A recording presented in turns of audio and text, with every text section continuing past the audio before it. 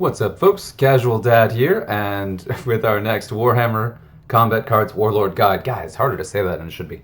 And today we're going to go ahead and talk about Ghosar, the Genestealer Patriarch, one of the older Tyranid warlords in the game, an epic, having both the traits of Inspiring Presence, being its primary trait, and then Outflank as a secondary trait, which is not bad. Coming in at the highest price point we've talked about so far of the, never mind. Coming in at a reasonably high price point of 39, he doesn't trigger Big Game Hunter, but he still has a hefty price tag, considering that his maximum hit points is 217. He's real squishy, and rolls in with a mostly high melee attack and then a high psychic attack, once you get a couple levels into him. He's extremely squishy, so he hits hard, but he also cannot take a punch back. So you have to be very, very cautious about putting this guy on the board. And so one of the key things you want to set up in your deck is to protect him so that he doesn't get just sniped, even if you're winning. So you definitely, yeah. So he's a high-risk warlord, one I have struggled to ladder effectively with because he can be just completely taken out. A couple turns of bad luck, and then all of a sudden Ghosar's on the board, and then he basically dies immediately. So got to watch out for that. But what makes him special is his trait.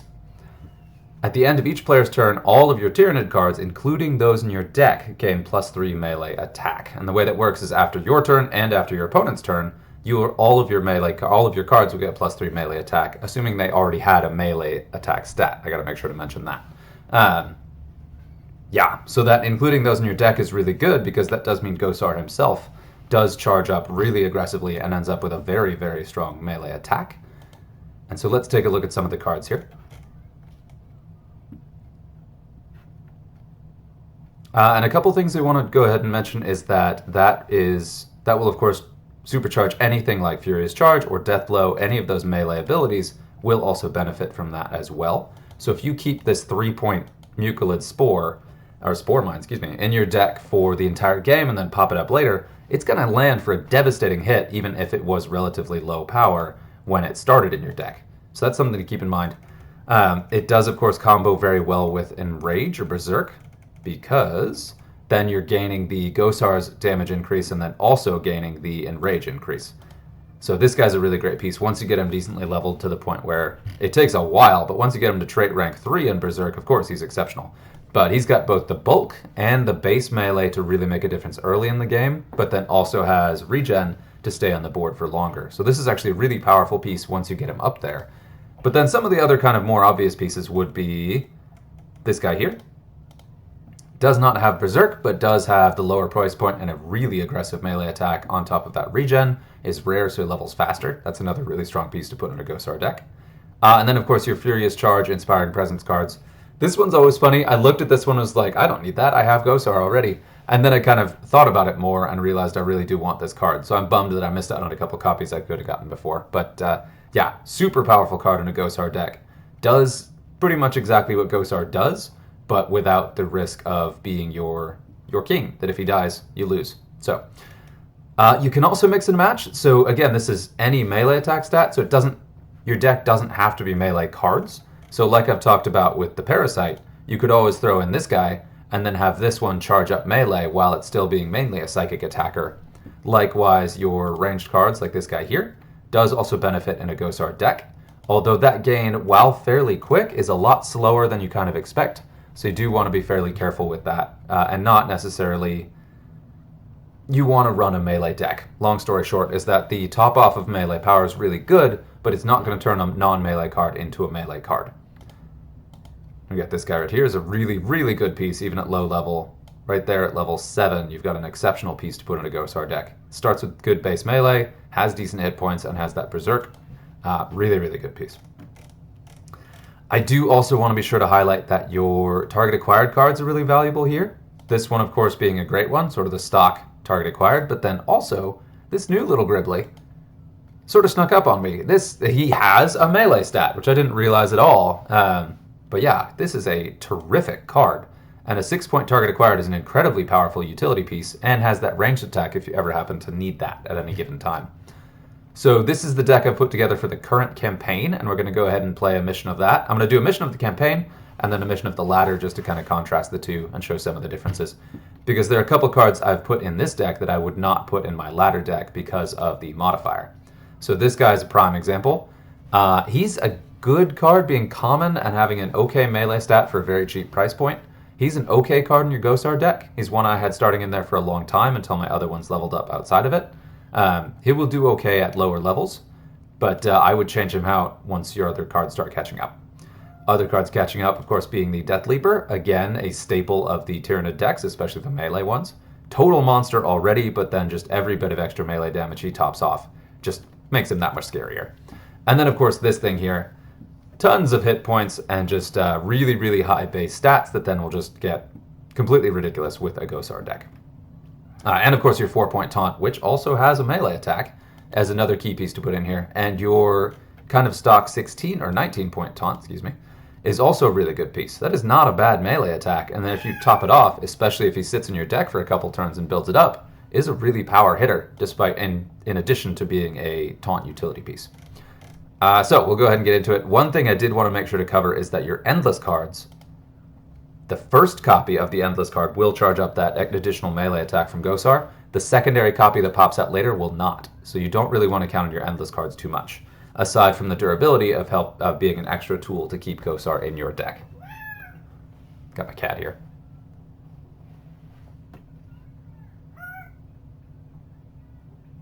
So the modifier for this campaign, just to talk through it while we're doing this, is at the end of every turn, every deployed card gets +5 melee damage, if it already had a melee attack. Which is great with Ghosar, because that means you get +8 at the start of every turn, which is utterly ridiculous.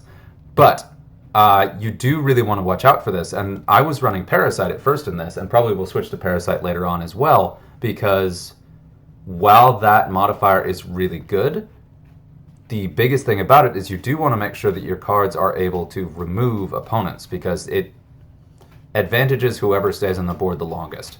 Should be obvious, but it's something definitely to keep in mind when you're building your deck. And just watch this guy build up. Berserk plus this modifier plus Ghosar is hilariously good. And I do need to shout out a regular listener and commenter.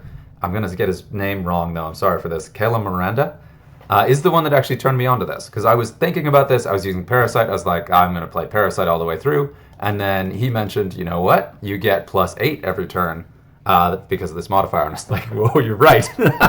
And then I tried it, and it was just a little bit shocking how quickly you build up power here.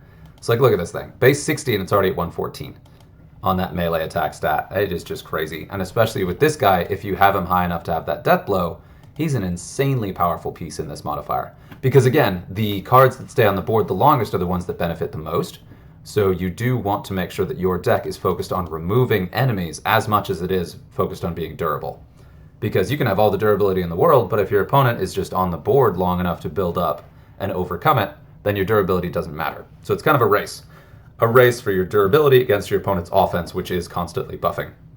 And we're up against Orcs, who have a very good melee mainline, and some of their key cards, especially as we get further on in the campaign, also have Berserk. So they're going to have the same benefit that we're already seeing here. So card level depending, this matchup, God, look at that thing. Matchup is going to get very difficult very quickly, and so you do want to be ready for that. Right now at level 14, it hasn't been too bad. This is about the top of where I can play to today until some of my plasma charges up. But I just wanted to make sure to go ahead and show this. And Ghosar was coming up on the list of warlords I was going to record anyway, so it made sense to do this now. So, Callum, this is for you, buddy. Thank you for the shout out to Ghosar, and hopefully this is timely. And we're going to go ahead and drop this in here. Splat. Yes, so that's the modifier with the campaign. Again, the deck that I do in this is a good bit different than the one I do in the ladder because of the Berserk plus the modifier being such a power combo. So let's jump over to the main ladder, and I'm going to go ahead and switch to the deck that I use in actual ladder games, and I'll play one game with that, and then we'll call this a video. Spoilers. And we're getting through this. I'm almost done with the Warlord guides across the board, but I just wanted to highlight the differences here. I do have the... Actually, let me go ahead and change that out. So my 3-point... So So what else I have in there? Oh, I really don't have a better 3-point. All right, we'll put him back in there. So we've got the Ripper Swarm just there to fill up a lane. We've got the 2 Deathblow Spore Mines. I've got this melee ready in here, just because his base attack is quite high, and if he's not played in the first turn or two, he can build that up real quick on top of that melee ready. A lot of the time I'll build decks with lower level cards, in part so I kind of bookmark what cards I want in there when they are higher level.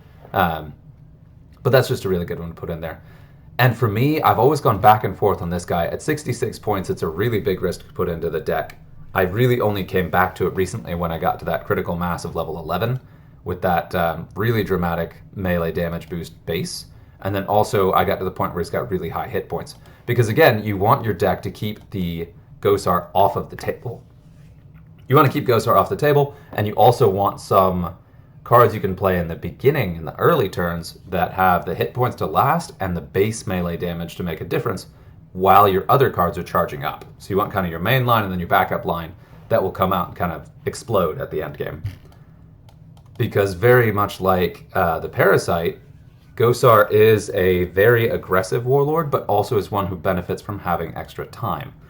So it's kind of a weird balance. But a very cool one and makes for a really interesting piece. I'll go ahead and slow you down a bit. And I've gone up against thin psychic Greyfax decks pretty often in these Warlord guides, at least in the last couple days. So we'll see how this goes. I know I lost the last one, but this is my Tyranids are a lot stronger than the deck I lost with. I don't even remember what that was.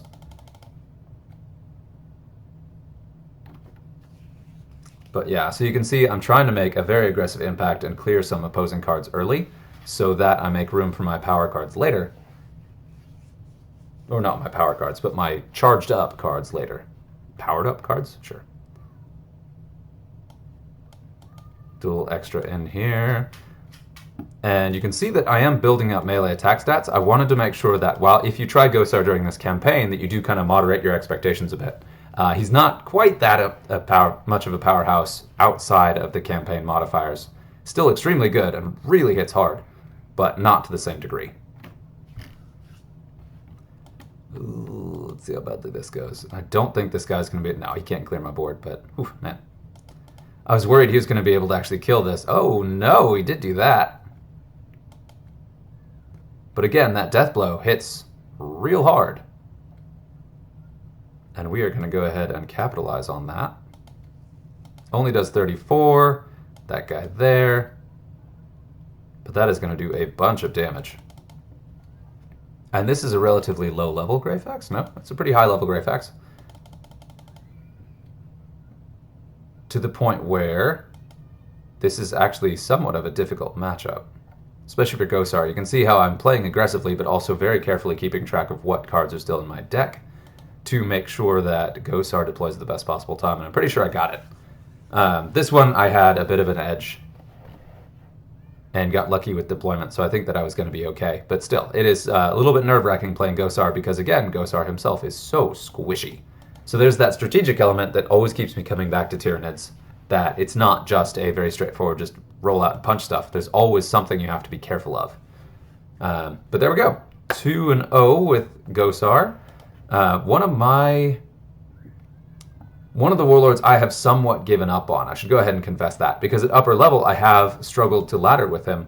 But again, I've recently gone back to him now that I've hit that critical mass where some of my key cards are at the levels where they can really compete. Certainly a powerful starting warlord because he can supercharge the base attack of lower level cards. But, as I said, you do need some cards in your deck that start out at a powerful melee hit with high hit points to make him work. So he's kind of a tricky one where he's definitely a late game high level warlord, but can also help you kind of get a little distance with Tyranids as you're leveling up early on.